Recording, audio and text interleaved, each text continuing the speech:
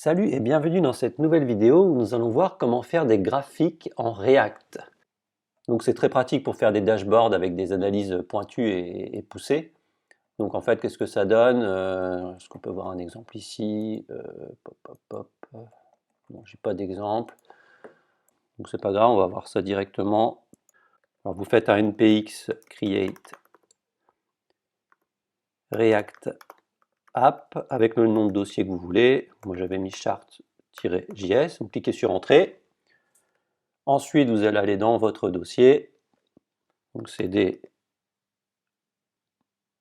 chart.js, et ensuite vous allez installer le package. Donc, vous allez prendre ici, je vous mettrai le lien dans la description, npm install-save react chart.js-2 chart.js.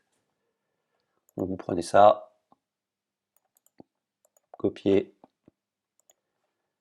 et vous collez ici, et vous cliquez sur entrée.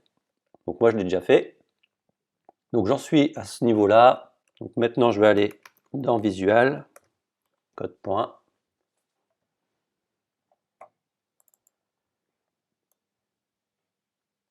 Hop, je vais mettre ça là.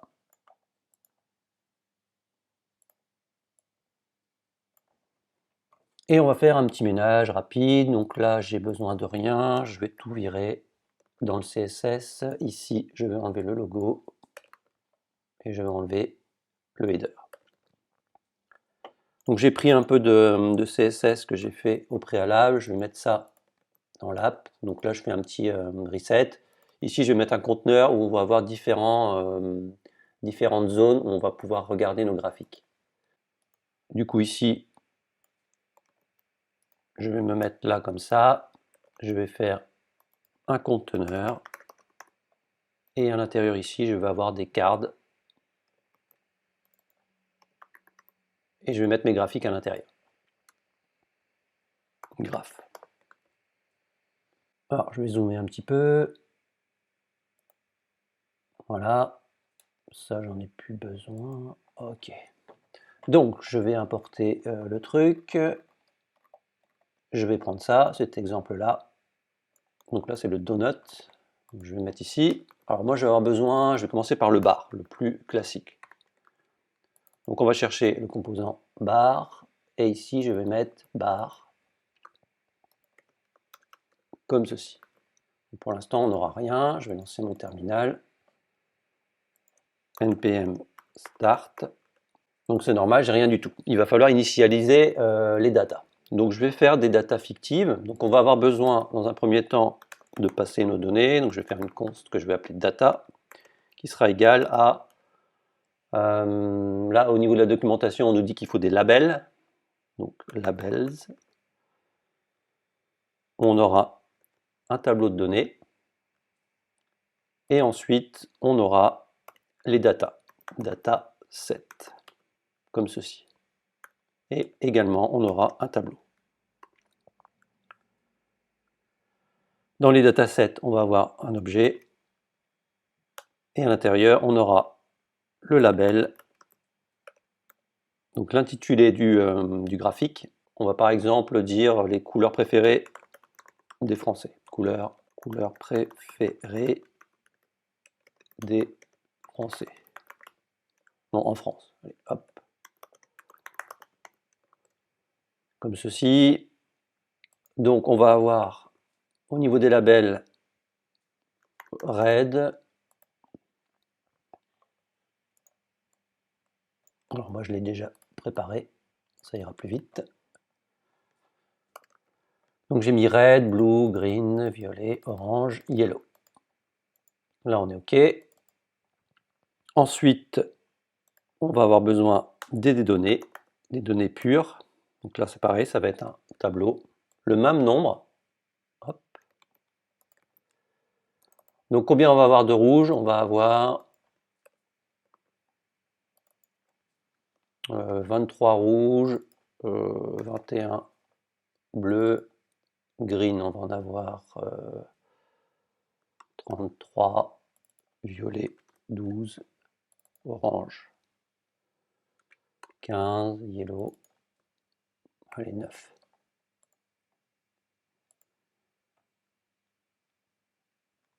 Ok, là on est bon. Et on va pouvoir passer nos data à l'intérieur ici. Donc c'est tout bête, ça va être data est égal à nos données. Et vous voyez qu'ici, on commence à avoir quelque chose. On voit qu'ici, on en a combien? Entre 20 et 25, donc c'est bien ça, 23. Blue, et là, vous voyez que tout se met automatiquement, avec un tooltips ici. Et quand on clique là, on reset le tout. Ok, donc là c'est pas mal, on se dit, on va peut-être pouvoir mettre des couleurs différentes, donc là c'est tout bête. On va simplement mettre ici background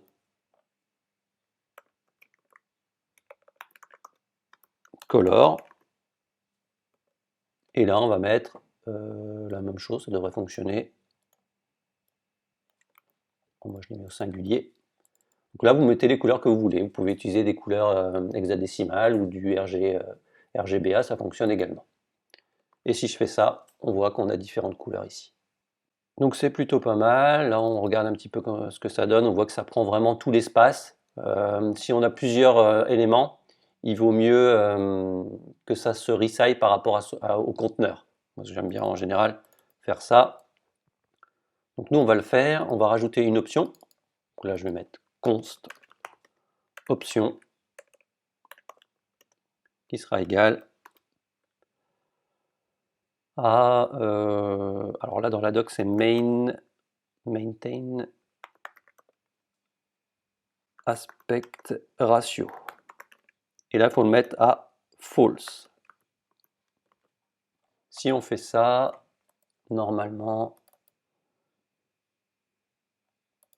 et que ici, on met option est égal à option,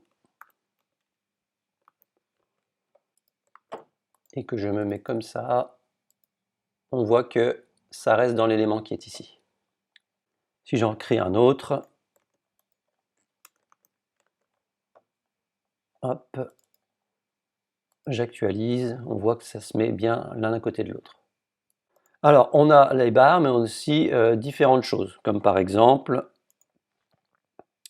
au niveau de la doc ici, on a barres, on a des lines, on a ici un type de radar comme ceci, les donuts, les polars, le bubble, le skater, area charts, et non, ça c'est autre chose.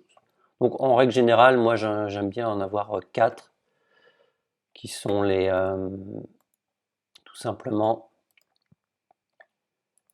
le line, j'aime bien le donuts et le pie, le camembert. Donc du coup, on va faire la même chose, on va dupliquer tout ça. Ici, on va mettre le line, ici, on va mettre le donuts, et ici, on va mettre le pie. J'enregistre et je regarde un petit peu ce que ça donne. On voit qu'ici, j'ai des barres, ici, j'ai des lignes, ici, j'ai le donuts, et ici, j'ai le camembert. Donc, vous voyez que c'est vraiment très très sympa, très très puissant. Il y a également la possibilité de gérer les tailles avec les widths et les heights. Donc là, je vous laisse regarder dans la doc. Styling, on a le width ici. Donc on peut vraiment bien configurer toutes les choses. Vous pouvez regarder aussi dans l'API. Il y a pas mal d'options. Mais bon, en règle générale, on a vraiment besoin uniquement de ce type de choses. Voilà, j'espère que cette vidéo vous a plu. N'oubliez pas de mettre un petit pouce bleu et de vous abonner à la chaîne. À bientôt.